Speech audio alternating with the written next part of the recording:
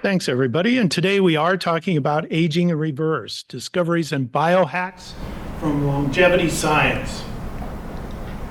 Our learning objectives here today are to review the recent discoveries from epigenetics in the applied science of longevity, discuss how lifestyle and behavior can influence our genes and ultimately our aging, and then identify how biomarkers and biologic clocks are being used to predict our biologic age, our true biologic age, and review biohacks by leading researchers and bio-entrepreneurs, and then analyze how practical applications of this knowledge are being used to reverse aging, slow the aging process, and support a longer, healthier life.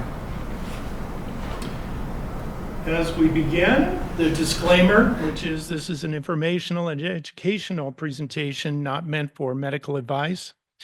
I'm not a physician. I have included all the references so you can consult with your physician or healthcare provider on anything that you have questions about. And again, things that we talk about here are not endorsements. They're just meant to provide an overview of the area, the field. So while we begin, let's take a few minutes, turn to somebody next to you, and let's ask and answer a couple questions. What do I know about biohacking and aging in reverse? And what would I like to know more about? And then we'll take a couple minutes and we'll come back together and share out with the group. Well, let's come back together. Someone want to share? I'll repeat the answer as well into the mic. Anybody? Yes. I don't know what your question was, but I'm telling you, the two of us have, we are in it, but without knowing how we got in it. Fantastic. In it, but not knowing how you got in it. Well, we'll find out some more, hopefully here today. Yeah, we found out we didn't really know much, but we'd sure like to know more. And particularly, how does this aging in reverse? Yeah, aging in reverse. Find out more about aging in reverse. Good. Yeah, we agreed on the back wall here that all we want to do is keep looking good. Yeah. I think that's a good goal, fair goal. Just skin and hair. Yeah. Keep looking good, skin and hair. That's superficial. All right, well, let's dive in. Oops, we'll go this way. There we go. So anti-aging research and information is increasingly in the news and on social media. I pulled a few headlines, for example, here from Harvard Gazette. Has the first person to live to 150 already been born? From the Daily Mail, experts reveal very common foods that can hold the key to eternal youth. And from Fortune, the strict anti-aging routine of a 45-year-old CEO who wants to spend millions a year to be 18 again. And that person is Brian Johnson. And I don't know if folks are familiar with him, but he is creating his own anti-aging routine and he's sharing his whole journey online so anyone can follow him. And several people have, and they've written about it as well. The business side of anti-aging and longevity. Vogue Business recently stated that living longer isn't just the latest wellness craze, it's the next gold rush for investors. And we've got some headlines here. Headline from MarketWatch, billionaires are spending big on anti-aging so they and maybe you can live forever. From the NASDAQ had an article about our longevity stocks, the next trillion-dollar industry. And at Vogue Business again, longevity, the wellness world's hottest investments. So investment-wise, countries are investing in longevity, anti-aging research, creating both centers where research can be done, but also aging populations can find the research, find the support that they need. Recent article talked about emerging longevity hubs around the world, including in Switzerland, India, China, Saudi Arabia, UK, Japan, South Korea, Monaco, around the world, different sites planning on catching up with the investment and the research that's going on. A recent example is Vitalia on Roatan Island, which is off of Honduras. They are stating that they're a longevity hub that's making death optional. So Vitalia on Roatan Island is developing a hub for research. It's using tax incentives and lower regulatory burdens to help enable rapid biotech innovation and investment. People can move there, they can invest there, they can live there. Goal is to accelerate their clinical trials and the development of life-extending technologies. Longevity seekers, such as Brian Johnson, travel to Vitalia, and they can participate in treatments and clinical trials that might not be available elsewhere. As we start, though, just a reminder that our topic today is anti-aging and longevity, but the foundation of both of these are preventative care, regular preventative care. As the CDC recommends, annual medical and dental checkups. So screening tests to identify health concerns early and follow up on those, maintaining a healthy diet, exercising regularly, monitoring blood pressure and blood sugar, and addressing any concerns early, regular dental exams and cleanings, and then staying up to date with the latest health recommendations, such as from the CDC or NIH. Well, let's move forward with our understanding of aging. And our understanding of aging has benefited from the development of tests that can reveal our true biologic age of our cells and our tissues. These tests most often rely on saliva or blood, things that are accessible, that we can measure changes to our biologic markers that are in the cells and occur as cells or DNA age. The goal is to be able to evaluate biomarkers and understand how lifestyle affects those and how aging and anti-aging treatments may reverse or interact with our biomarkers as well. A number of biomarkers have been identified and investigated or evaluated for the usefulness of biologic clocks, things that we can take a look at and watch how our treatments and our interventions are having an effect. Research, for example, indicates that the ends of chromosomes, these are termed telomeres, these shorten as we age. Shorter telomeres increase the risk for certain age-related diseases, heart disease, diabetes, high blood sugar, high blood pressure, and cancer. Telomere length can be measured, and it's a useful genetic marker of biologic age, our true biologic age. Telomeres shorten when cells divide until a point's reached when the cells are no longer able to divide, and that's termed the Hayflick limit. This is seen in both living organisms and in cell cultures grown in the laboratory. For example, folks have studied the number of generations that cells can replicate in vitro in the lab, and that helps to determine the predicted potential lifespan for organisms and humans. Human lifespan, when this is run as an experiment, the number of replications would predict around 150 years for a human potential lifespan. Reversing telomere shortening, therefore, because it's so critical to the cell replication and cells continuing to divide, has been researched as a method of slowing or reversing aging. For example, research in this area is showing that simple hacks like diet and exercise can increase telomere lengths, so can reverse that process. Epigenetic clocks. In 2013, researcher Stephen Horvath published how changes in DNA methylation predict true biologic age. Methyl groups are small molecules that attach to DNA and regulate its function.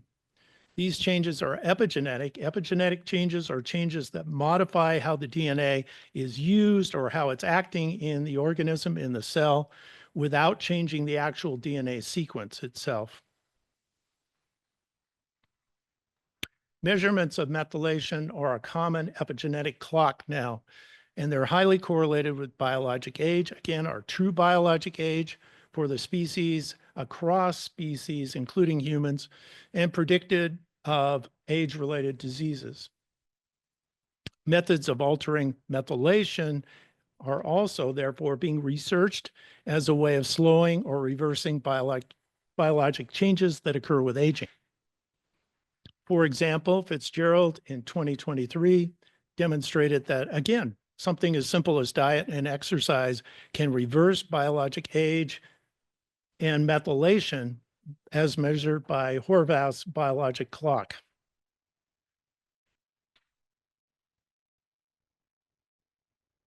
Epigenetic changes and aging. Researcher Dr. David Sinclair has demonstrated how epigenetic changes, including changes in methylation, accumulate over time. This leads to aging in cells and increased risk of age-related diseases, as we know. Sinclair's innovation, though, as he's studying this process, adding to the knowledge base here, was that these epigenetic changes are reversible. Before that, we thought that aging was a linear process, that aging must include changes to the DNA sequence, mutations, poor copies as cells replicate themselves over time that damage the DNA sequence, and that is what causes aging. Now we're realizing that these changes are epigenetic. They're actually changes in the regulation of our DNA, and our DNA moves through time fairly unaltered in the sequence of DNA. So that means cells can retain their original programming, their original DNA sequence, and that can be reactivated by reversing methylation, reversing these epigenetic changes in regulation that occur to it. And when this is done, that reverses biologic age, and it can extend lifespan. Particularly, Sinclair was studying mice, but across animal species that have been studied. Sinclair's research was based on earlier studies by Yamanaka. He looked at 3 potential points in the genome that could reverse aging, but unfortunately, that wasn't possible in the live organism. Sinclair used 2 of these areas of the genome and found a way to reprogram cells in a way that restores youthful DNA methylation patterns and reverses age-related changes. For example, reversing vision loss in a mouse model of glaucoma in aged mice. And this was his innovation, but also his breakthrough.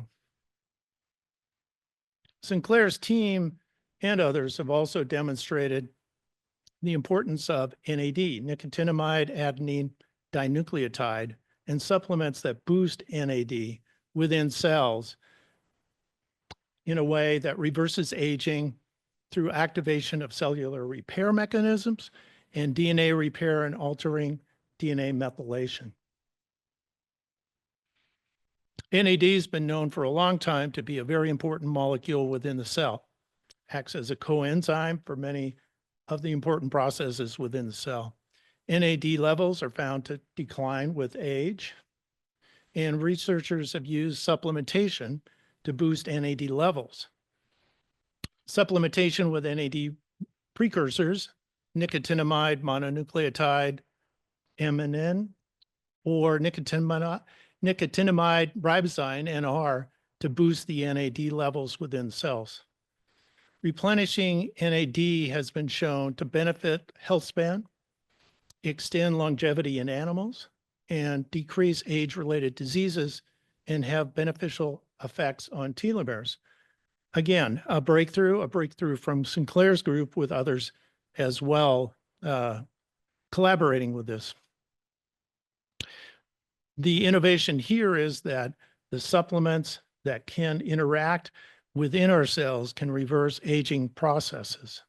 Again, we don't We don't boost NAD levels directly. It's a large molecule that doesn't get into the cells well, but the precursors do. And that's why supplementation is focused on this level.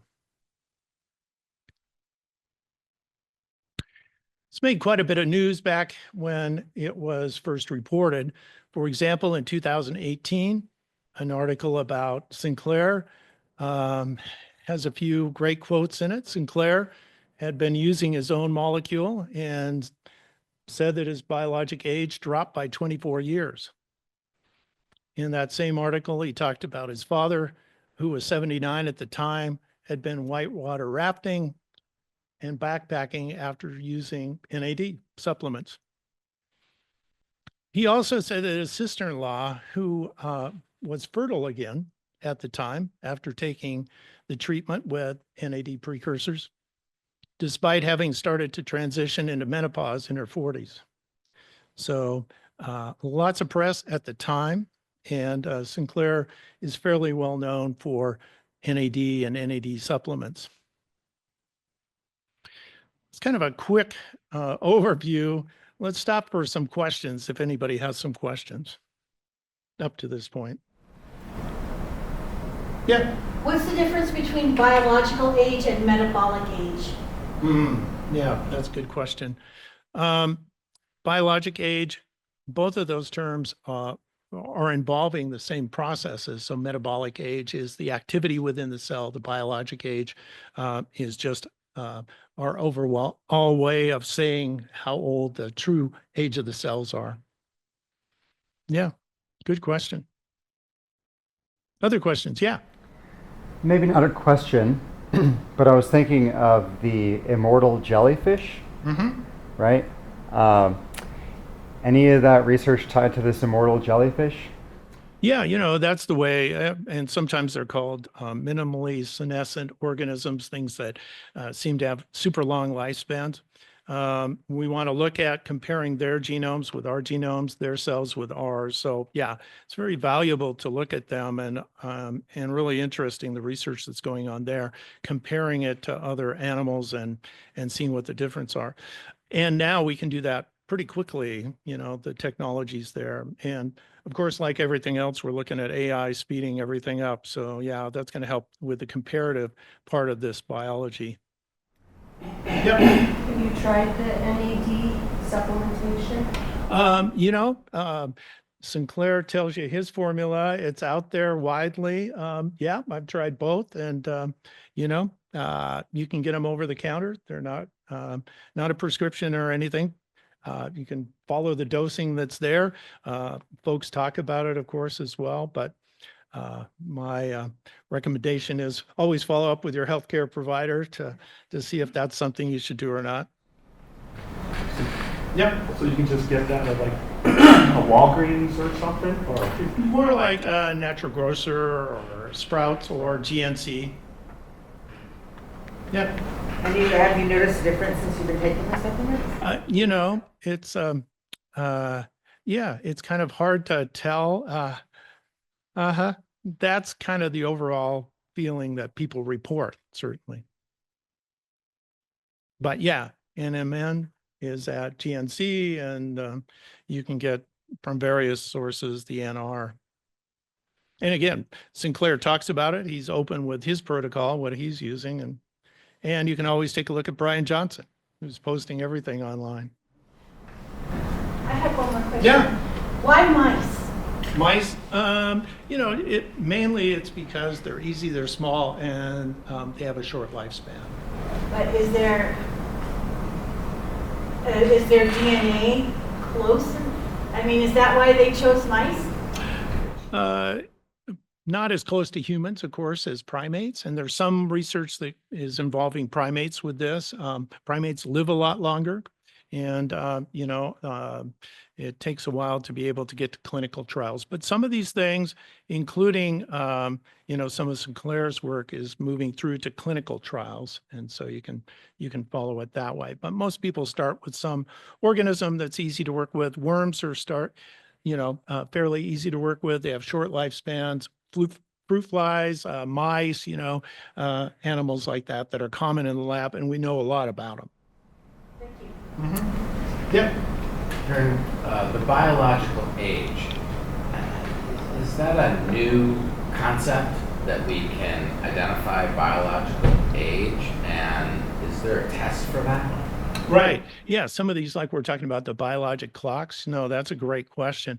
Biologic age is just trying to create the terminology to distinguish our age of our cells, or like we're saying, our age of our metabolic processes within the cells from our chronologic age. And so that's really the important concept here. There's a biologic age. I think we know that anecdotally. Some folks seem younger than their age, their chronologic age. Some folks may seem older. So how can we use those definitions to refine what we're talking about here?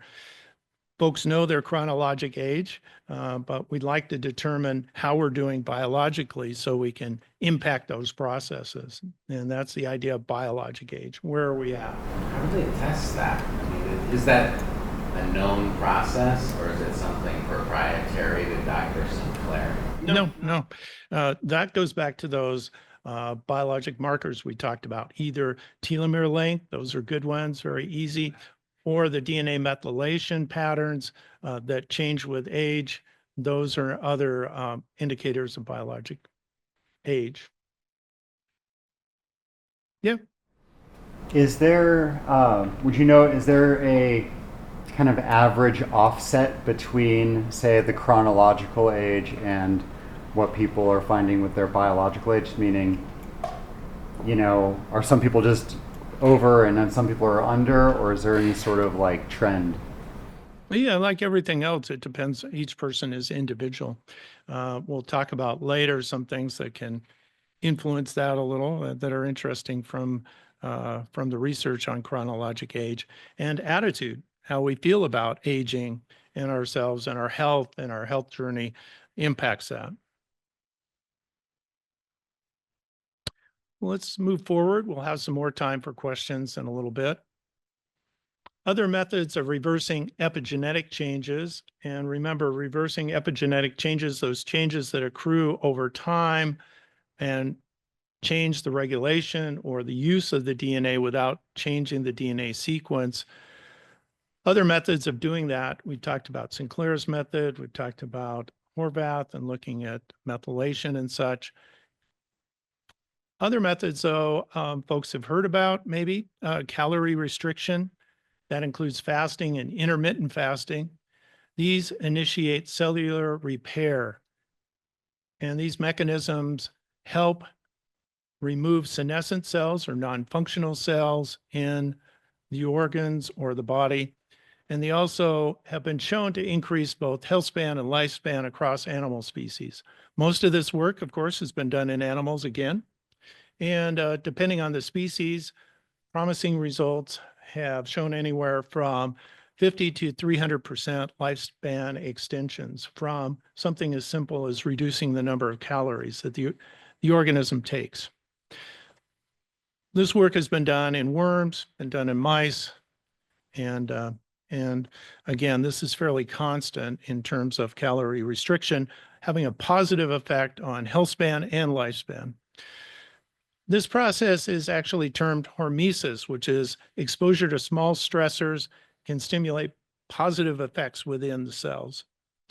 The stressor being the calorie restriction. The levels of calorie restriction, though, that they are using in animals is anywhere from 40 to 60%. Fairly hard to achieve in humans who are active and kind of doing the daily routine. So folks have been looking for mimics of calorie restriction that we can take as supplements or medications that might have the same effect or a similar effect.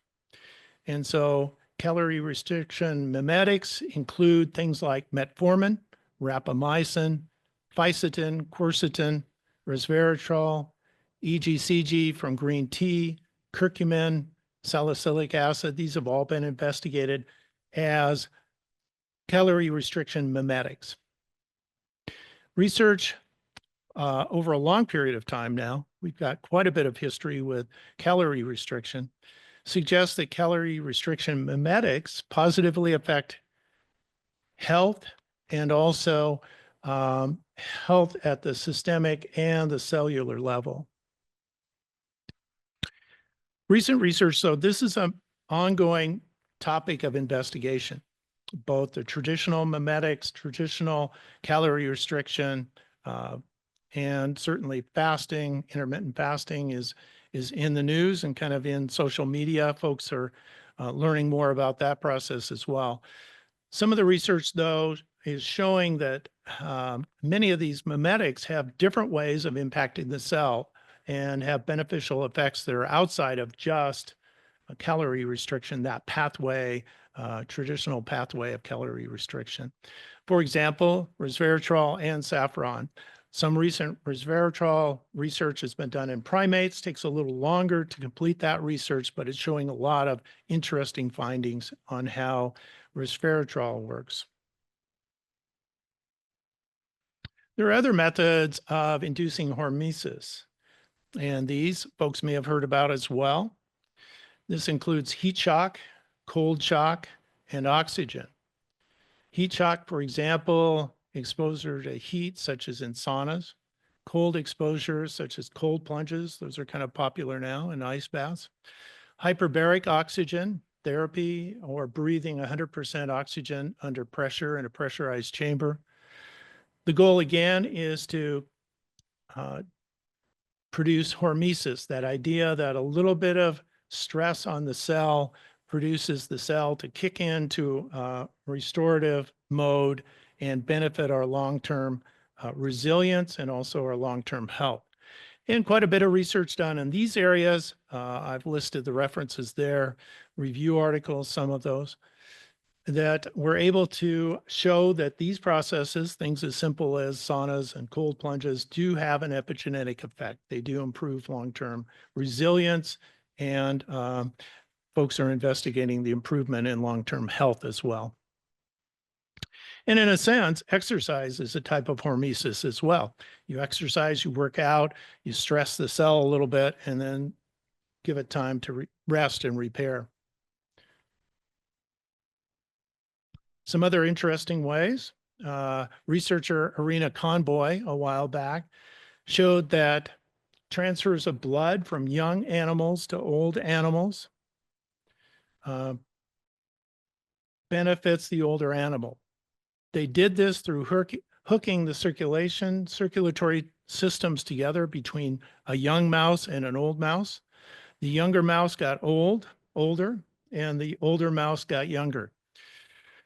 So through plasma transfer, it was shown that something is transferring that affects animals and their aging process. Fortunately, this has also been proven or shown or supported through therapeutic plasma exchange, dilution of plasma using equipment that can dilute a person's plasma and put it back in to the person. This has been shown to extend lifespan and health span and improve cognition in mice, and it's being researched for how it might help in human clinical trials, at least one of those papers. I'll give you another reference for that. Very interesting concept. The idea is we're looking at in research continuing, is that a factor from the young mouse that's beneficial, that's transferred to the older mouse, or simply something that's negative in the older mouse plasma that's being diluted in plasma dilution. This, Brian Johnson, going back to him again, Brian Johnson's been in the news because of this. He has tried plasma dilution and plasma transfer as part of his aging protocol.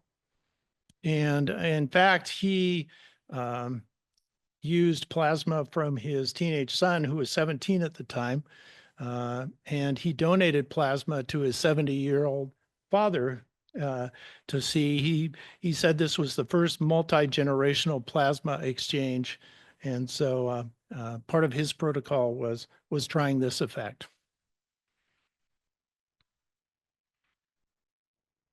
We'll talk about peptides as well. Peptides are increasingly of interest because of their epigenetic effects.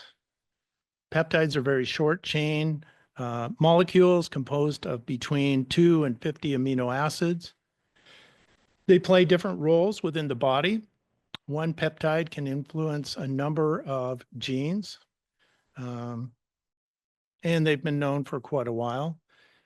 Experimentally, peptides have been shown to regulate gene expression, protein synthesis, been known to stimulate cell proliferation, differentiation, also inhibit apoptosis, which is programmed cell death, and then also restore organ function because of that, removing of senescent cells, non-functional cells, and also improve various pathologies during aging. In the same paper, the authors talked about how peptide treatment reduced the incidence of cancer and prolonged the medium and maximum lifespan in their experimental animals. So peptides have generated quite a bit of research and interest. The FDA regulates peptides used for human medical purposes, and licensed healthcare professionals and pharmacies may be able to supply peptides for approved medical treatments. An example of this is semaglutide or Ozempic. Semaglutide is a mimic of a naturally occurring peptide, GLP-1, that occurs in the body. And GLP-1 is involved in regulating blood sugar and appetite. And so a peptide was created for that. Folks have maybe seen it marketed in ads, and it requires a prescription and medical oversight. Numbers of peptides are being researched and are in the pipeline for drug development and are moving through the FDA approval process. So peptides are certainly something to watch in the future. And bouncing back to something we mentioned earlier, chronologic age versus biologic age. Research has shown that a younger subjective age, or when people feel younger than their chronologic age, it's associated with positive aging outcomes. And conversely, people who feel poorer about their aging process and feel older than their chronologic age show poorer outcomes. In fact, in this research here, and it was done in a number of ways, survey research, for example, the average is 7 years longer for folks associated with more positive images of their aging and their health as being younger than their chronologic age. That makes it quite an important anti-aging hack because positive feelings about aging, the positive feelings about your health and being younger than your chronologic age, actually 7 years worth on average makes it even better than some of the traditional things that we think of, like blood pressure regulation and such. It's a very positive effect. Research has also shown that mindfulness can help reduce stress and improve aging outcomes. Tai Chi, yoga, mindful meditation epigenetically affect genes. This is shown now what the mechanism for this is. Before, we didn't know how these practices could impact our actual physical body. Now, through epigenetics, modifying those messages that tell the body how to use DNA, we have the mechanism or a mechanism for that. So specifically, the epigenetic changes that are found in these research papers by mindfulness practices, such as the Tai Chi, yoga, mindful meditation, specifically seem to interact with the areas of the genome that are involved with inflammation, stress, distress. In addition, people who meditate, it's been shown, are known to have longer telomeres.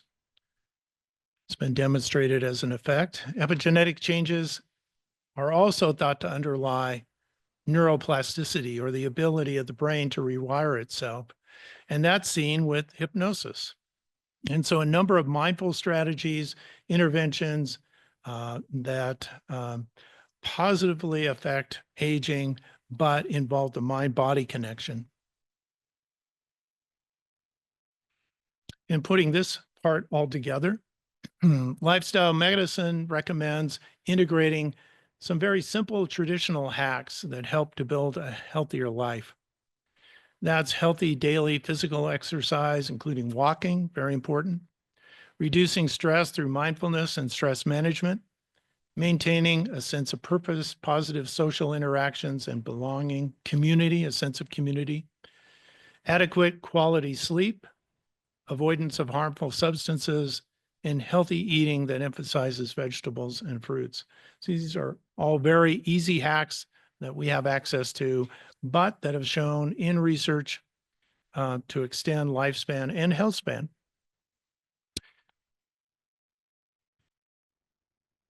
So I wanted to have time for questions. So let's open it up again for questions. Yeah. Is it true that GLP-1 is something that we naturally create? But in certain people, if I understand, it's not working properly. So is it true that like a microdose of GLP-1 can get the natural GLP-1 working again? Yeah, that's a good question. The other doses, of course, can use that same process within the cell to stimulate that and give the same effect, right? And that's semaglutide, Ozempic, and those mimic that effect, right? Yeah, other questions? I know, like some of the injection type stuff.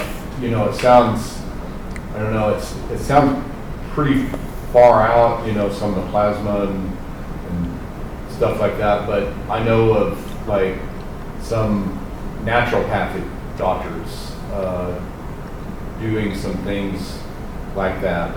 I'm Like not the sure what all it is, but plasma dilution? Yeah, they're doing a lot of that. That's, you know, sounds, you know, really cutting edge. So that I know that's a path, natural path. Right. Yeah, that one's really interesting. The paper that I put in there, I believe, is the one that they're looking at. How would that reduce symptoms of Alzheimer's, for example? Just plasma dilution. That would make it another tool in the toolkit for, you know, something that is age related. So something like that is that, does the FDA have regulation and a process like that, even though it's from your body, or doing something to that and then putting it back in? Is that a... Yeah, in that case, the research at least involving that would be a medical intervention. So they would be, that would be a clinical trial. Yeah. I just have a comment kind of on that. I know a lot of dermatologists, they call them vampire facials, and they're plasma facials. Oh, I see. And Right, they right. use, cell turnover and wrinkles and things like that. Okay. Concentrate the plasma. Yeah, but it is a plasma. I mean, I don't know that. I mean, it's legal.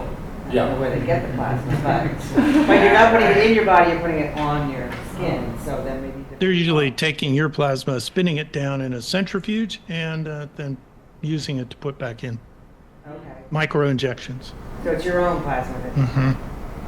Sounds safe. But you were suggesting that there's an exchange of plasma from a younger person to an older person. Right. And you know, where's that?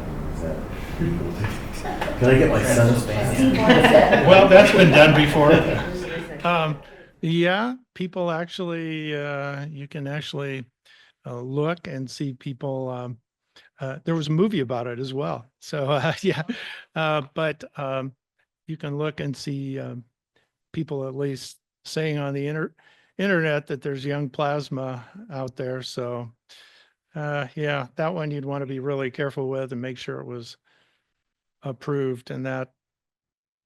But the good news is, again, dilution looks like it would have a positive effect, that would be much more achievable.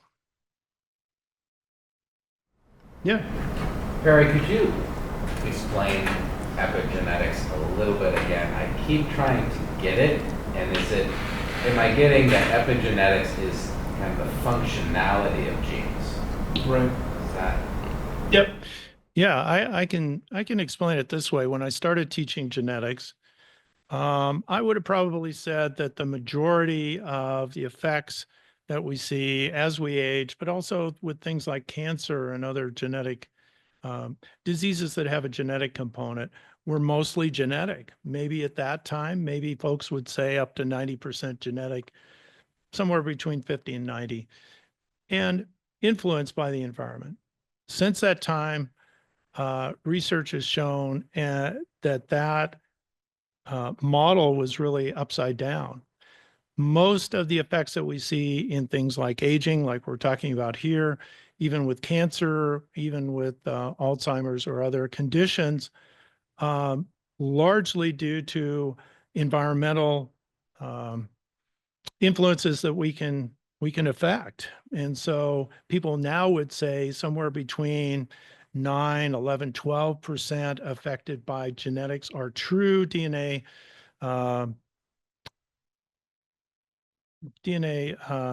pattern, or our DNA, our genes, but in the main, influenced by the epigenetics, which is everything else that influences the body and allows the body to sense that, and then to alter the regulation of the genes based on what they're sensing. Diet, exercise, things like smoking, negative things as well, but positive things, meditation and such. So completely flipped from when I started teaching genetics, that the DNA sequence actually maintains itself fairly well over time.